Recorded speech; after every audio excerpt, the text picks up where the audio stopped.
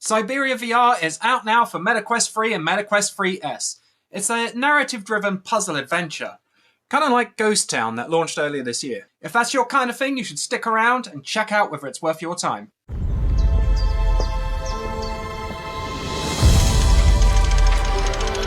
I'm a lawyer sent to take care of a delicate inheritance case. So straight off the bat, we have to say, Syberia is going for a bit of resurgence. Not only do we have Syberia VR, which this review is of, but it's also the recently released Syberia Remastered. Now, Syberia Remastered is a flat screen only game, and the idea of that release is to bring the classic Syberia title up to modern standards with better graphics and so on, but it is essentially the same game. Syberia VR, however, is an adaptation of the original, rebuilt to fully purpose VR. It's the same game, but has been adapted to better suit the immersive medium. We're going to dive into exactly how that works right now. And we should point out that Syberia VR is Quest 3 and Quest 3S only. So if you've got a Quest 2, you're not going to be able to play this one. First up, the game is very heavily story-driven. A lot of the interactions that you'll have in the world will be with other characters and dialogue sequences. And these dialogue sequences are presented in an interesting way. You have to press a button when you walk up to a character to begin your interaction. But then you can have different dialogue options which are selected from a notepad that you hold in your hand. This isn't like it is essentially set dressing for a menu system, but it's nice, it works. There's nothing particularly egregious about it. And the voice acting is pretty well delivered as well, given that there's a lot of characters in the game and they are all the ones that you can interact with. They are all voice acted. Syberia VR is presented very nicely. Certain story sequences, although there's not that many, will play out as movies on a cinema-style screen, but by and large, most of the narrative comes from your interaction with other people within the world, all through different elements that you can find that will progress the story. And as you're exploring the world and finding these elements to progress the story, you will realise that Syberia VR is a very slow-paced game. There's no emphasis on combat here or even like high-octane action set pieces, nothing like that at all. It's simply you in this world progressing along a fairly linear path, solving puzzles to reach your destination point. As you go through, you do have a book which tells you what your objective is, and also there's side quests, little distractions that you can take which aren't essential to progressing the main game, but do add flavour. There are certain elements that they deliver that you might miss if you don't try and complete all of the objectives. And this is entirely reminiscent of that original Syberia experience. The main adaptation, other than the fact that you embody the character, Kate Walker, the main difference is that certain puzzles have been adapted to better suit VR. Obviously, with VR, there is a lot of interaction that can happen directly by yourself. And so certain puzzles which were previously just click a button to happen have now been adapted so you can manually do them. And this is great. There's nothing particularly wrong here. It works in VR, and it's an enjoyable time if you're a puzzle-solving kind of person. As I said earlier, the game actually most closely resembles Ghost Town, which launched earlier this year, and you can see our review right up here. And that's in terms of the gameplay loop. You'll be walking through an area and there'll be a puzzle to solve.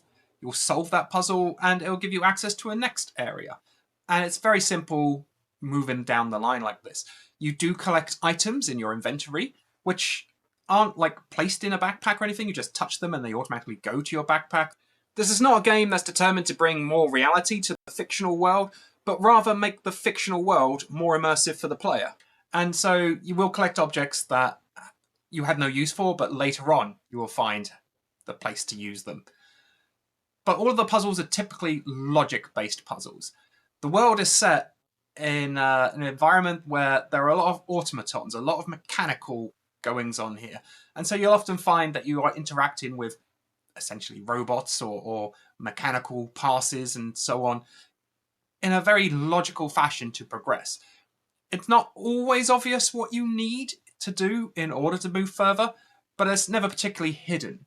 A small amount of exploration or thinking will generally find an answer to each of the puzzles pretty straightforwardly. However, in that comparison to Ghost Town, we have to say that Syberia VR does have some issues with its VR implementation.